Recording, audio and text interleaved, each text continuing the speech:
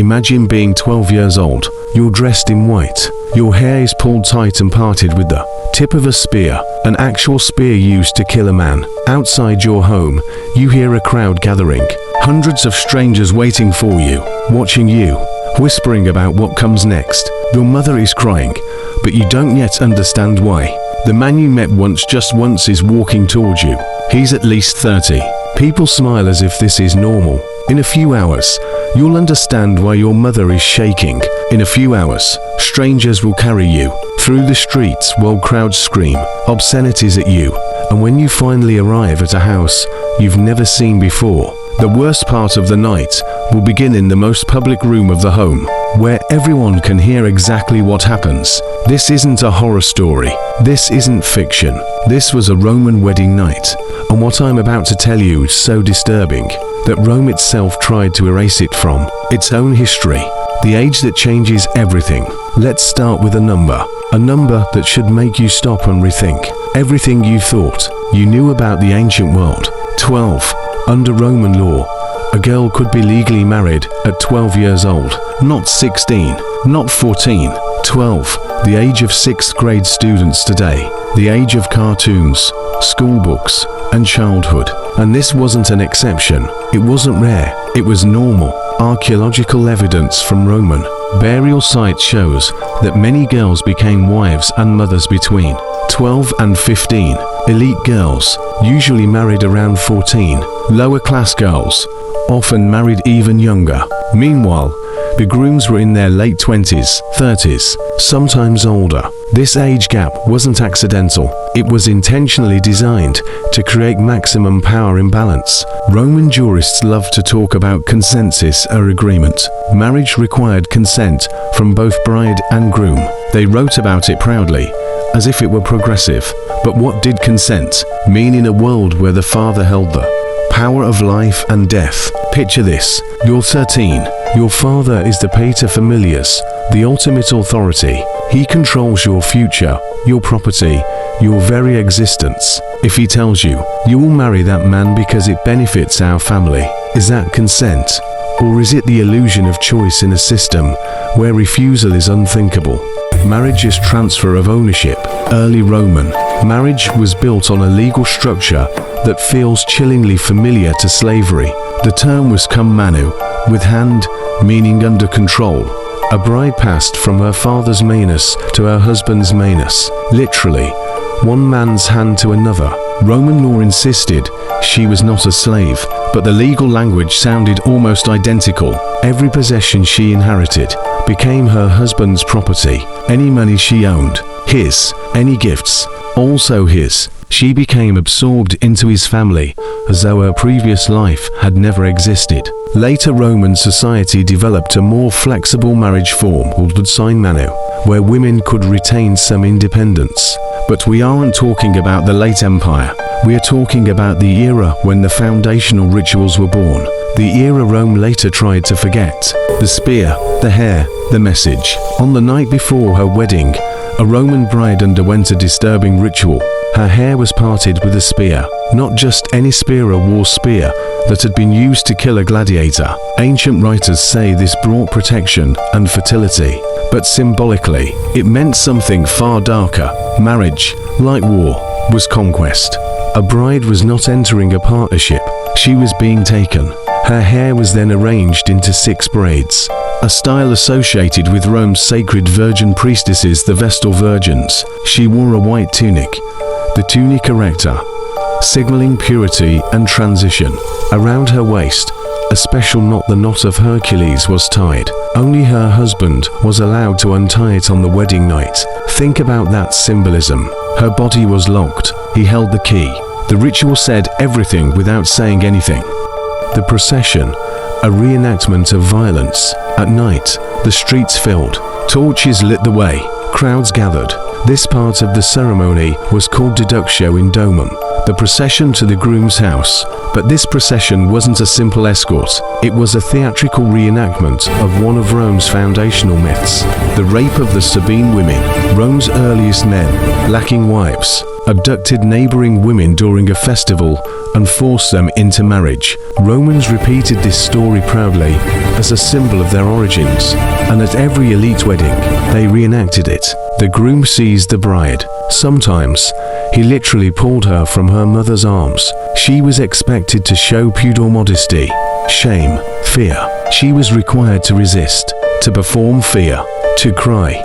But when does performance end and reality begin? When a 13-year-old child is dragged from her mother, how much of that fear is acting? The crowd and the songs. The procession moved through the streets. Crowds followed, shouting obscene songs called Fessanini verses. These were not blessings. These were sexual jokes, explicit predictions about the wedding night. Ancient writers say the vulgarity was meant to ward off evil spirits. But ask yourself, what did this sound like to a 12-year-old child being marched through the city surrounded by torchlight and strangers, yelling graphic jokes about her upcoming sexual initiation? This wasn't celebration. This was psychological conditioning, a ritual designed to break her down. Entering the house, a final reminder. When the procession reached the groom's home, another symbolic ritual took place. The bride was not allowed to step over the threshold. Why? Because tripping would be a bad omen, so she was carried over it.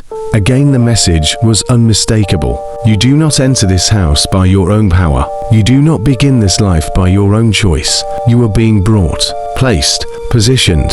Once inside, she stood in the atrium, the public heart of the household. This was not a private space. This was the room where guests gathered, business was conducted, and ancestral spirits watched from shrines. And here, in this most public room, she performed a ritual line preserved in Roman writings. Ubt Gaius, ego Gaia. Where you are Gaius, I am Gaia. Meaning, your identity is my identity. Your location is my location. Your will is my will.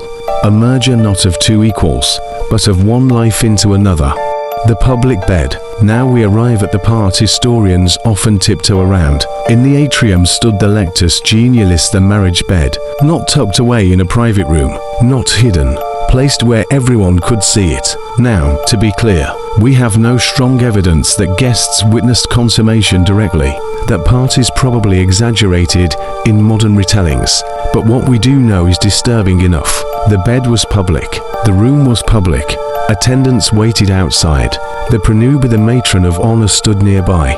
Privacy, as we understand it, did not exist. Imagine a terrified 12-year-old girl, freshly torn from her mother, knowing that everyone is just outside, listening for what happens next. The knot of Hercules, the moment of truth. Remember the knot around her waist? This was the moment the groom untied it. Only he had the right. Only he had the authority.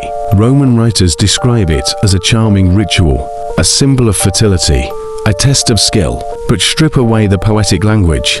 A grown man is undressing a child because a ritual demands it, and everyone in the house is waiting for it to be completed. This was institutionalized coercion, a society-endorsed act dressed in the language of tradition and religion. The pranuba, compliance over comfort. The pranuba was an older married woman, selected for her experience and virtue. Her job, to guide the bride. But guide her into what? Ancient sources mention that she stayed close, very close, sometimes right outside the door. Why? To ensure everything happened. To calm the bride if she panicked. To encourage her if she resisted. Her role wasn't about comfort. It was about compliance. The controversial ritual. Mutinous tutunus. Now we come to the most disputed part of the story. A ritual so shocking that historians still argue over whether it was real, exaggerated, or fabricated by Rome's early Christian critics. The god's name was Mutinous Tutunus, a fertility deity represented by a large phallic statue. Christian writers claim that before consummation, the bride was brought to his shrine, and made to sit on the statue's lap, or directly on the phallic effigy itself. They describe this as a ritual of fertility. Most modern historians think this is exaggerated, or possibly invented, because only Christian writers mention it. No pagan writer ever describes it. It may have been propaganda to demonize paganism.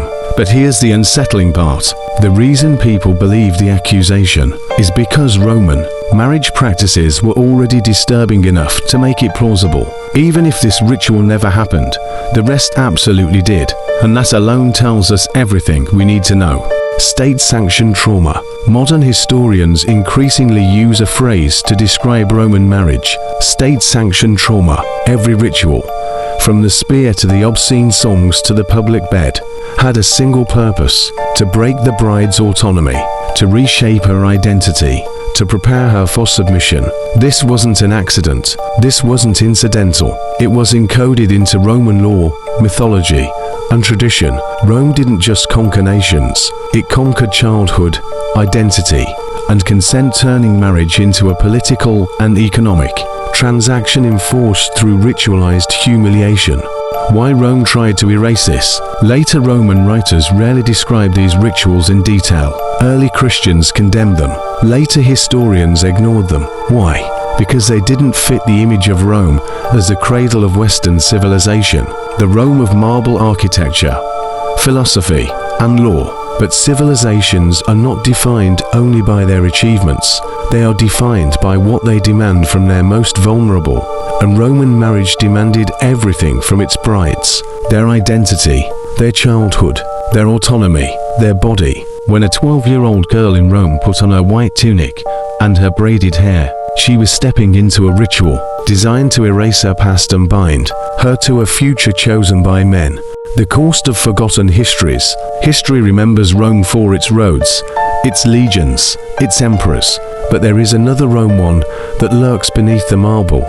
A Rome that understood how to use ritual as a weapon. A Rome that applied the logic of conquest, not just to foreign nations, but to its own daughters. If you learned something today, if this made you rethink the ancient world, subscribe for more deep dives into the forgotten, the buried, and the erased. Because the past isn't always glorious. Sometimes it's a warning.